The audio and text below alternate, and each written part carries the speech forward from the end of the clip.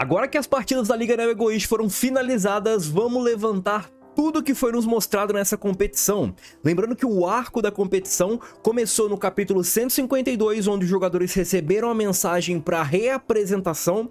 Eles estavam de férias e com essa mensagem eles precisavam voltar para essa segunda parte do Blue Lock, se estendendo até o capítulo atual 298. Então, tudo que foi mostrado no capítulo 152 até o capítulo 298 você vai descobrir agora, detalhe por detalhe. No momento em que esse vídeo foi gravado, o último capítulo é o 298, então o que vem depois disso você pode conferir aí nos próximos vídeos que virão no futuro. O arco em si não foi finalizado completamente, mas a competição já acabou e já temos o top 23, então nada mais justo do que a gente já destrinchar aqui, dissecar essa Liga Neo Egoist e entender tudo o que aconteceu. Se inscreve no canal, esse vídeo deu um trabalhinho para fazer, então eu espero o feedback de vocês, curta e compartilhe o conteúdo, e lembrando, tem Discord, redes sociais e mangás em promoção aí embaixo para vocês aproveitarem. Vamos começar aqui falando um pouco das partidas, as partidas de todas as rodadas. Na primeira rodada, nós tivemos dois jogos entre Bastard e Bartia e PXG e Ubers. Os dois terminaram em 3-2. O Bastard venceu o Bartia com gols de Kaiser, Noel, Noah e Kunigami, enquanto Bátira e Lavinho descontaram para o Bartia. Enquanto isso, no PXG, nós tivemos Rin marcando duas vezes e Shidou marcando um gol por parte do setor francês, enquanto os gols do Ubers nós não sabemos quem marcou. O Manshine City descansou nessa primeira rodada, e na segunda rodada o Manshine estreou contra o Bastard e perdeu por 3-2. Kaiser, Kunigami e Yukimiya marcaram os gols do time alemão, enquanto Nagi e Shigiri marcaram os gols, no caso, do time inglês. Ubers 3 e Bartia 1 foi o outro jogo da rodada, o hat-trick do rei. Baron marcou 3 vezes, enquanto o Bátira descontou para o setor espanhol. Nessa rodada, quem descansou foi o setor francês. Agora os jogos da terceira rodada. Bastard 3, Ubers 2. Kaiser, Izag e Izag marcaram os gols do Bastard, enquanto Baron duas vezes marcou os gols do Ubers. PXG 3 e Manshine 1. Mais um hat-trick na competição. O Rin marcou 3 vezes e o Shigiri descontou para o setor inglês. Dessa vez o setor espanhol, Bátira e companhia, acabou descansando. Na quarta rodada nós tivemos o Bastard descansando. Então foi uma rodada, vamos dizer assim, expressa, já que os jogos só foram meio que finalizados ali em 2, 3 capítulos para mostrar todos os detalhes dos times. Principalmente o PXG, que a gente não tinha visto muita coisa além do Rin e do Shidou brilhando. Nessa rodada o PXG venceu o Bartia por 3-2 e os gols marcados pelo PXG foram do Rin e 2 do Shidou, enquanto os gols marcados pelo Bartia nós não temos informação. Tem gente que fala que foi o Otoya e o Bátira, ou 2 do Bátira, ou o Lavinho até marcou. Como a gente não tem informação precisa, exata, eu vou evitar de falar até que saia um vídeo ou algum conteúdo mais pra frente, e aí eu trago um vídeo mais pra frente confirmando essas informações. Enquanto isso, do outro jogo nós tivemos Ubers 3 e Manshine 1. O Sendo marcou o último gol do Ubers e nós não temos informações dos dois primeiros gols do Ubers. E também não temos informação de quem marcou o gol do Manshine. O Bastard, igual eu falei, descansou. E a última rodada, quinta e última rodada, nós temos o Ubers descansando. O Ubers jogou todas as 4 primeiras rodadas e acabou descansando nessa última. Bastard 3, PXG 2, o jogo do campeão. O Bastard acabou sendo campeão com os gols do Izag 2 e Kaiser, enquanto Shidou e Rin acabaram descontando para o PXG. Enquanto isso, do outro lado da chave, nós temos os jogos dos desesperados, Manshine 2 e Bartia 3. Shigiri e Mikajireu marcaram para o setor inglês, mas acabaram não conseguindo garantir a primeira vitória. E o time que garantiu a primeira vitória foi o Barcelona. Bátira e Otoya marcaram para o setor espanhol. A primeira partida, que começou lá no volume 19, volume onde o Kaiser é o destaque da capa, e essa última partida acabou no volume 33, onde o Loki é o destaque, totalizando ao todo 15 volumes. Comenta aí, desses 15 volumes, do 19 ao 33, qual é o seu volume predileto? O meu é o 33º do Loki, igual já fiz tier list aí recentemente, é o volume mais doido de Blue Lock. A menor partida foi entre Bastard e Bartia, que durou apenas 9 capítulos, 159 até 167. A maior partida foi entre Bastard e PXG, que durou 43 capítulos, 250 até o 293. Independente dessas partidas, qual você mais gostou? Eu mais gostei da partida contra o Ubers, eu achei a partida muito foda. E agora vamos falar de alguns dados, de alguns números, estatísticas e curiosidades da Liga Neo Egoish. Vamos falar da defesa. Que time teve a melhor defesa e que time teve a pior defesa?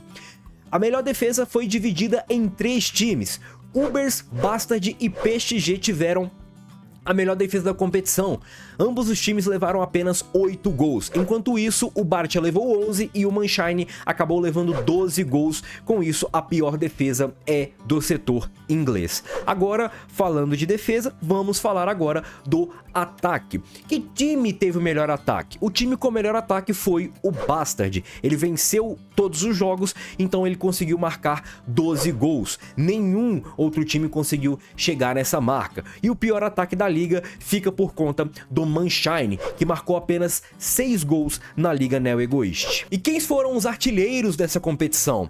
O artilheiro da competição foi o Itoshi Rin. Ele marcou 7 gols e marcou em todos os jogos.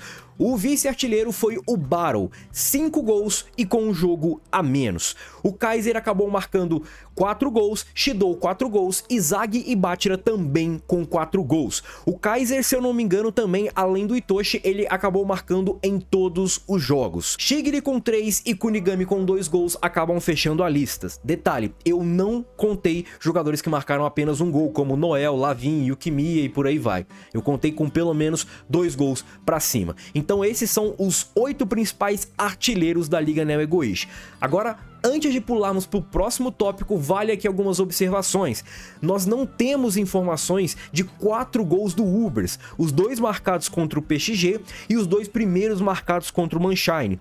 Não temos informação também sobre os 2 gols do Bartia contra o PXG e também não temos informação de quem marcou o gol do Manshine contra o Ubers. Dito isso, por exemplo, o Battle pode acabar empatando com o Itoshi Rin, marcando os 2 gols ali primeiro contra o Manshine, ou ele pode acabar ficando com 5 gols e o Rin na artilharia. De qualquer forma, temos essas observações e agora vamos para os valores.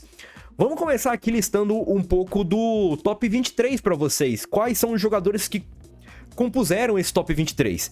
Izagi e Toshi dividem o topo com uma proposta de 240 milhões, seguido por Shidou, Battle, Bachira, Shigiri, Mikajireu, Kunigami, Otoya, Oliver Aiko, Kara Azul Tabito, Gingagamaru, Aryujubei, Yukimiya, Ikiniko, Ryoryo, Sendou, Kurona, Zantetsu, Fukaku, Haichi, Kiora e Nanase são os 23 convocados para a Copa do Mundo Sub-20. Na última rodada, Kiora, Jin e Nanase conseguiram entrar nos 23. Eles entraram no lugar de Tokimitsu e Nagi Seishiro. Os dois acabaram saindo desses 23 e dando vaga para o Kiora e para o Nanase. Uma curiosidade antes de irmos aqui para os valores, as curiosidades dos valores, é que o Bastard foi o time que mais cedeu jogadores dentro desse top 23, com 8 nomes. O segundo foi o Ubers, o terceiro foi o PXG, o Ubers com 6 e o PXG com 5, e Manshine e Bartia cederam 2 jogadores cada. E é muito interessante aqui alguns detalhes, porque, por exemplo, os 2 piores times, Manshine e Bartia, eles cederam 4 jogadores ao todo, 2 cada um. E esses 4 jogadores estão dentro do top 10, com o Bachira em 5º, Shigiri em 6º, Mikajireu em 7º e Otoya Eita em 9º. Imagina um time bom com esses camaradas, hein? Nossa senhora, ia acabar com tudo. São 4 excelentíssimos jogadores. E agora vamos para algumas curiosidades envolvendo os valores. tem aqui, se eu não me engano, 5 curiosidades. Os únicos jogadores que perderam valor foram Darai Miroku, Nagi Seishiro e Mikajireu. Sim, o Darai Miroku acabou perdendo valor. Nós temos ele indo de 16 milhões para 15 milhões. É um downgrade insignificante? É um downgrade insignificante, mas é um downgrade. Se tiver outros jogadores, vocês podem deixar aí embaixo nos comentários. As maiores propostas, e eu digo as maiores de uma rodada só, não uma proposta final, tá? A maior proposta foi de 144 milhões pelo Rin. Essa proposta foi feita após o Rin marcar um hat-trick contra o Manshine.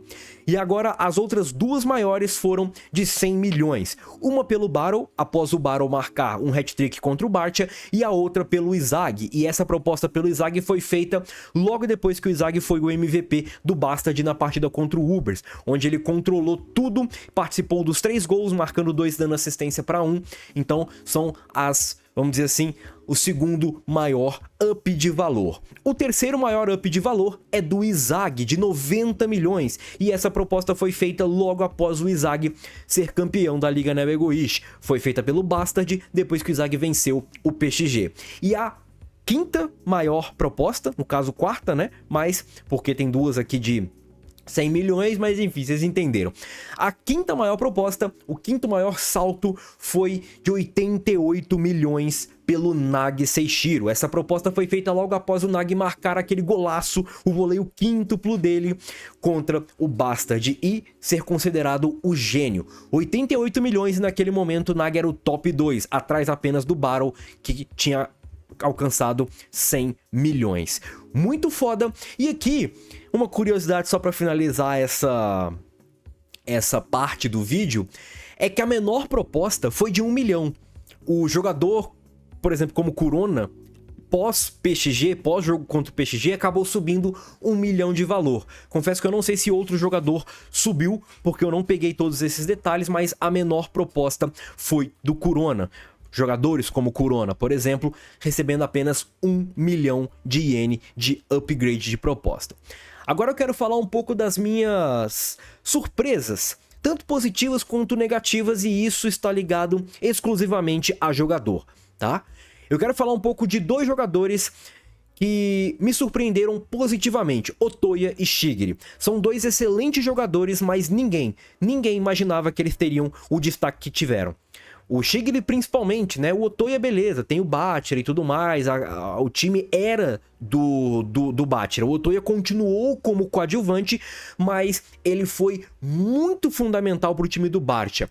Diferente do Shigiri, que mesmo entrando num time onde sim, a gente tinha 2 principais jogadores, que era o Nagi e o Reu, o hype era neles, o Shigiri acabou botando o Manshine debaixo do braço e cuidando do time. Dominou o time, é o melhor jogador do time inglês na Liga Neo Egoish. Então foi os meus destaques, as minhas surpresas positivas, Otoya e Shigiri. Agora as decepções, as surpresas negativas, eu ainda não coloco o Nagi como surpresa negativa, como uma decepção, mas tipo assim, mesmo ele ficando de fora, cara, eu entendo essa parada, que é muito pesado ele ficar de fora. Eu acreditava muito que ele seria o último convocado, acabou não sendo, mas eu ainda acho que isso vem pro desenvolvimento dele.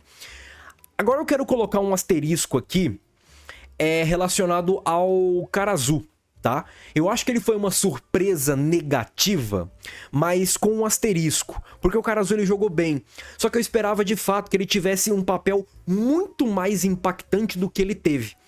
Se ele não vai ajudar o Shidou e o Itoshi a se entenderem, eu queria que ele fosse meio que o boss da defesa. Ele foi muito bem defensivamente, foi basicamente uma pedra no sapato ali do Bastard em diversas situações, mas eu queria ver mais, como se o Karazu fosse um boss da defesa. Eu queria algo relacionado a isso, mas longe dele ter jogado mal, tá? Por isso que eu coloquei o asterisco aqui. Agora, já indo na reta final do vídeo, eu quero falar um pouco sobre o arco no geral, pontos positivos e pontos negativos. E eu quero começar com os pontos positivos, e eu já quero convidar vocês a comentar embaixo os seus pontos positivos e os seus pontos negativos. Os pontos positivos para mim são novos jogadores, jogadores profissionais, novos times, new gen, evolução, torcida e redes sociais. Novos jogadores, rapaziada, porque eu acho que é importante a gente já começar a ver mais ou menos quem que a gente vai acompanhar lá fora? Quem que a gente vai acompanhar mais pra frente? Alexis Ness, Ag, Ignacio Lala, todos esses camaradas fazem meio que o roteiro acabar oxigenando. Os próprios jogadores profissionais que acabam entrando no nível de novos jogadores, né? New Gen e tudo mais, a gente acaba tendo essa noção de quem que a gente vai ver lá na frente, de quem que a gente vai ver brilhar lá na frente e até mesmo possíveis rivalidades ou até possíveis relações de mestre e aprendiz, né? Como Battle e Snuff, relações de um New Gen, Lorenzo e Battle, Izag e Kaiser, Izag e Noel, Itoshi Rin e Loki. E aí, eu gostei muito de ver isso, essa dinâmica dos times, essa dinâmica das rivalidades. Por exemplo, do Lorenzo acabar incentivando o Battle, ou do Snuff acabar incentivando o Battle como um rival e o Lorenzo como um amigo. O Kaiser acabar incentivando o Izag como um rival. Isso eu achei bem interessante. Jogadores profissionais, novos times. Os novos times me pegaram bastante. Porque é aquilo, né? Eu acho que a gente vai ver mais ou menos a base dos times que vão ser os protagonistas lá na frente. E outra coisa que eu curti é relacionado à evolução dos jogadores. Pontinho aqui positivo, principalmente para jogadores como Shigiri e Otoya, que foram minhas surpresas positivas, então vale destacar o porquê que eles foram essa surpresa positiva, por conta da evolução, mas não só a evolução deles dois, a evolução do próprio Izag, do próprio Battle, que para mim foram os jogadores que mais tiveram desenvolvimento na Liga Neo Egoish, e até mesmo, por exemplo, do Shidou, que acabou saindo daquele jogador extremamente individualista, partindo para um jogador completamente não, mas entendendo mais como é que funciona o coletivo. E torcida e rede social, eu achei isso simplesmente maravilhoso. Ver diversas pessoas torcendo, diversas pessoas de diversos lugares do mundo torcendo, a galera vibrando com os gols, e eu quero muito ver umas férias 2.0 dos jogadores pra ver quais jogadores serão mais tietados na rua. Imagina a galera, pô, Izag, eu vi o seu gol lá, a galera no Itoshi, a galera no Shidou, o Shidou dá uns pancadão na galera, imagina, seria muito maneiro, cara. Eu tô bastante ansioso pra ver aí essa relação dos jogadores do Blue Lock com o público, né? Porque eu acho que eles não tinham muito essa dimensão do que eles poderiam ser. Acho que jogadores como Lorenzo, Kaiser já tem um pouquinho mais dessa dimensão. Então esses foram meus pontos positivos da Liga Neo Egoish. Agora vamos falar dos pontos negativos, que foi um arco interessante, mas com defeitos. Normal, tá? Isso não apaga ali os méritos do Kaneshiro, mas tem defeitos. E vamos começar aqui a falta de transparência nos valores. Aqui eu quero colocar meio que um asterisco, porque é um leilão e assim, rapaziada, a gente não viu todos os jogos, a gente talvez não tenha de fato uma base do que de fato aconteceu em todas as partidas, mas os valores meio que... Pô, mano, podia ter pelo menos uma média, podia ter algum padrão. Tipo, ó, um gol vale isso. Porém, se a jogada for foda, o gol ganha mais tantos. Podia ser mais ou menos isso, se ligou? Porque, por exemplo, o Battle marcou 3 gols e ele ganhou 100 milhões. O Nag marcou 1 gol e ele ganhou 88 milhões. Depois, o Izag ele participa de todos os gols da partida. Ele sobe para 100 milhões de valor. E o Battle participa de 2 e ganha, sei lá, menos do que, por exemplo, um cara que fez um gol. O zagueiro, como é que o zagueiro é contabilizado ali? Um zagueiro que sempre tá perdendo, como é que esse zagueiro aumenta de valor? Então tudo isso eu acho que faltou um pouco.